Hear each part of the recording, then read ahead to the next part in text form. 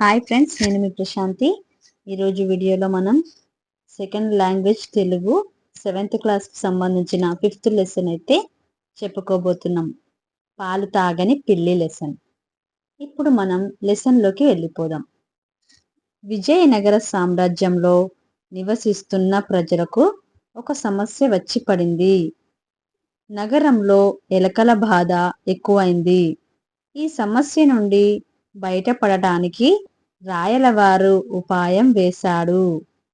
ప్రజలతో పాటు తన ఉద్యోగులకు, కవులకు పిల్లులను ఉచితంగా ఇచ్చి పెంచమని చెప్పాడు.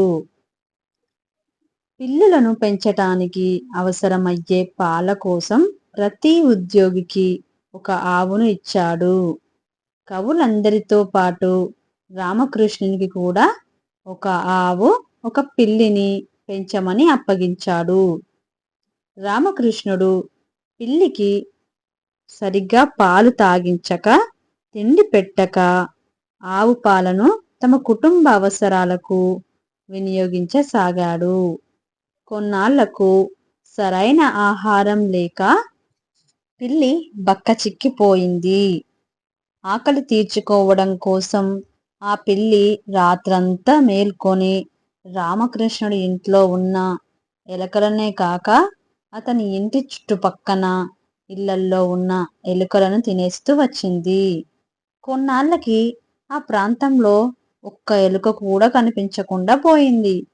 ఆ పిల్లికి తినడానికి ఆహారం లేక బలహీనమై నడవలేని పరిస్థితుల్లోకి వచ్చింది. ఒకరోజు కృష్ణదేవరాయలు తాను ఇచ్చిన పిల్లులను ఎవరైతే బాగా పెంచారో వారికి తగిన బహుమతి ఇస్తానని ప్రకటించాడు. పిల్లులను పెంచుతున్న వారంతా పౌర్ణమి నాటికి తమ పిల్లులను తీసుకొని ఆస్థానానికి రావాల్సిందిగా ఆజ్ఞాపించాడు. ఈ ప్రకటనను విన్న రామకృష్ణుడు ఆలోచనలో పడ్డాడు. ఆవు పాలను నేను, నా కుటుంబ సభ్యులు హాయిగా తాగేశాము. ఈ పిల్లికి ఒక్కరోజు కూడా పాలు పోయలేదు. దీన్ని తీసుకెళ్లి రాయల వారికి చూపిస్తే వారు నన్ను శిక్షించవచ్చు, జరిమానా కూడా విధించవచ్చు. ఈ గండం నుండి ఎలాగైనా బయటపడాలి అని ఆలోచించసాగాడు. చాలాసేపు ఆలోచించగా రామకృష్ణునికి ఒక ఉపాయం తట్టింది. వెంటనే భార్యను ఒక గిన్నెలో వేడి వేడి పాలు తీసుకురమ్మని చెప్పాడు. ఆమె ఒక గిన్నెలో వేడి వేడి పాలు తీసుకొని వచ్చింది. రామకృష్ణుడు ఆ పాల గిన్నె పిల్లి ముందు పెట్టాడు. పాలను చూసిన వెంటనే పిల్లి ఎంతో ఆనందంతో తాగడానికి ముందుకు వచ్చింది. పాలు వేడి వేడిగా ఉండడం వలన మూతి కాలి అరుస్తూ పారిపోయింది. దానిని మళ్ళీ తీసుకువచ్చి పాల దగ్గర విడిచిపెట్టాడు. ఎన్నిసార్లు ప్రయత్నం చేసినా ఆ పిల్లి పాలు తాగలేదు. అది పాలను చూసి ముఖం తిప్పుకొని పారిపోయేది.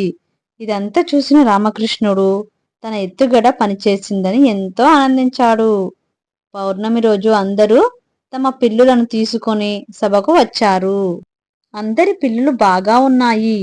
రామకృష్ణుడి దగ్గర ఉన్న పిల్లి మాత్రం బలహీనంగా ఉంది. రాయలవారు గమనించి కారణం అడిగాడు. రామకృష్ణుడు వినయంగా, మహాప్రభూ, ఈ పిల్లిని పెంచడంలో నేను పడిన తిప్పలు అన్నీ ఇన్ని కావు. ఈ పిల్లి అసలు పాలను ముట్టదు. ఎప్పుడూ దీని దృష్టి ఎలకల మీదే ఉంటుంది. దీని పుణ్యమా అని మా ఇంట్లో, మా చుట్టుపక్కల ఒక్క ఎలుక కూడా లేదు. కావున మేము అందరం హాయిగా నివసిస్తున్నాము అన్నాడు. రామకృష్ణుడి మాటలు విన్న ఆ సభలో ఉన్న అందరూ ఎంతో ఆశ్చర్యపోయారు. రాయలవారు వెంటనే గిన్నెలో పాలు తెప్పించాడు. రామకృష్ణుని పిల్లి పాలను చూడగానే వెనుకకు పరిగెత్తసాగింది. అది చూసి రామకృష్ణ కవి మాటలు నిజమేనని అంతా నమ్మారు. కానీ రాయలవారు పిల్లిని తన దగ్గరకు తెప్పించుకున్నారు. దాని నోరు పరీక్షించగా దాని మూతి మీద కాలిన మచ్చలు కనబడ్డాయి. అంతేకాక పిల్లి నాలుక చివర వాతలు పడినట్లు కనిపించింది. వాటిని చూసిన రాయలవారు ఇదేమిటి అని అడిగాడు. రామకృష్ణుడు జరిగిన విషయమంతా చెప్పాడు.